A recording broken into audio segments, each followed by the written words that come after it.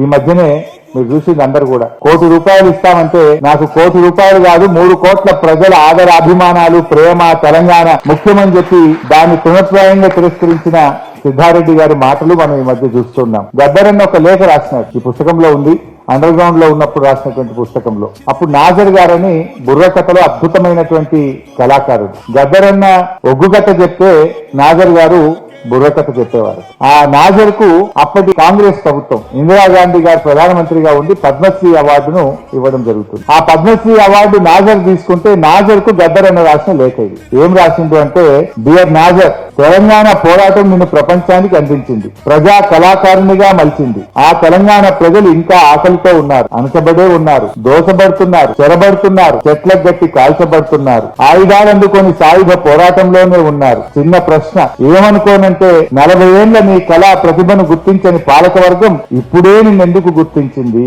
పాలకవర్గం వచ్చింది తెలివి తక్కువతో అనుకోకు, అప్పుడే కొనేస్తుంది, అది దాని లక్షణం. మరి నీ లక్ష్యం ఏమైనట్లు? నీకు పద్మశ్రీ బిరుదు ఎందుకు ఇచ్చిందో తెలుసా? నువ్వు బుర్రకథను బతికించినందుకు కాదు. ఇప్పుడు కష్టజీవి బుర్రకథ చెప్పడం లేదని, ఏ కథ ద్వారా ప్రజల్లోకి విప్లవీకరించావో ఆ కథ ద్వారా ఆ పని చేయడం లేదని, తమ వ్యవస్థ ఎసరివాణి పలనాటి బొబ్బులి కథలు చెప్పి బతుకుతున్నావని, తన గండ పెండేరాలను గౌరవంగా స్వీకరిస్తున్నావని. ఇలా ఆ రోజు ఆ పద్మశ్రీ అవార్డును నువ్వు ఎందుకు తీసుకున్నావు?